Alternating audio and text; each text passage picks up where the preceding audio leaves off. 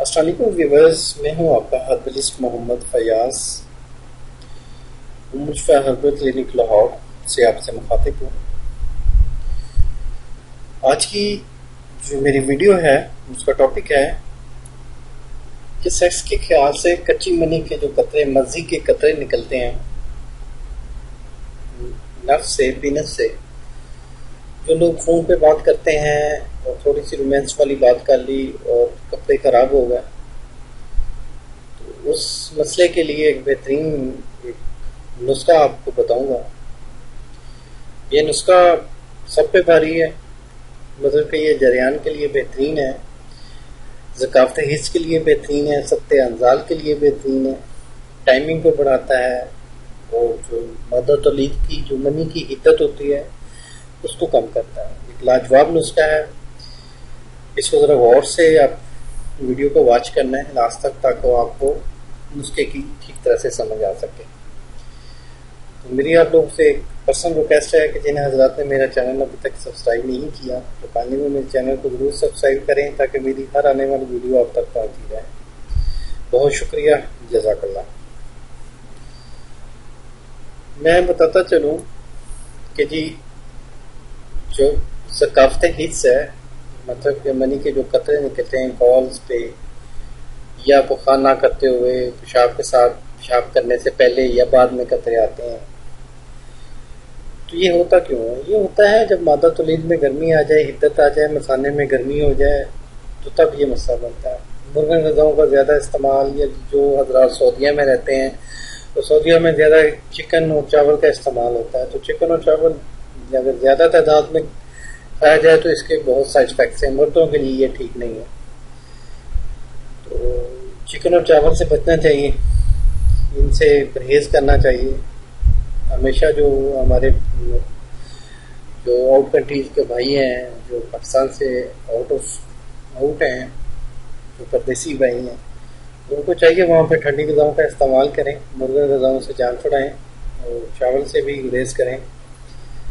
تو دیکھیں کہ یہ جو بھی نسخہ ہوتا ہے اس میں تو اپنا کام دکھانا ہوتا ہے، اس میں 50% کام کرنا ہوتا ہے. مین چیز ہوتی ہے ساتھ پرہیز.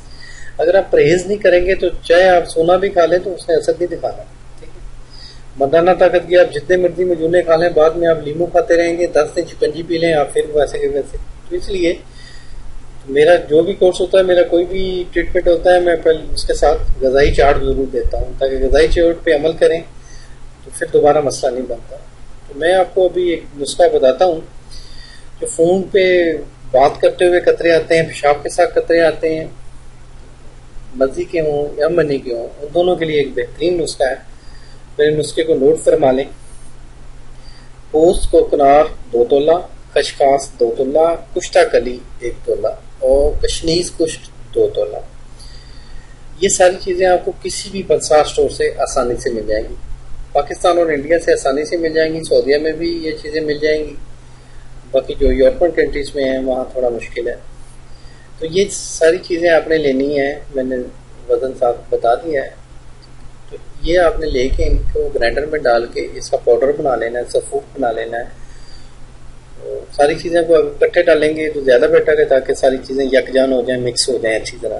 اور کسی شیشے کے جار میں آپ نے اس کو محفوظ کر لینا ہے. تو 3 گرام صبح کھانا کھانے کے آدھے گھنٹے بعد اور 3 گرام شام کا کھانا کھانے کے آدھے گھنٹے بعد پانی کے ساتھ لینا ہے.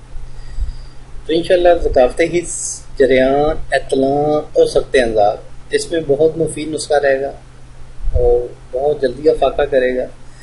تو جن حضرات کو موٹاپا ہے، 70 کلو سے زیادہ ہیں اور ہارٹ بیٹ کم رہتی ہے، وہ یہ نسخہ استعمال نہ کریں کیونکہ اس کا مزاج سرد خشک ہے.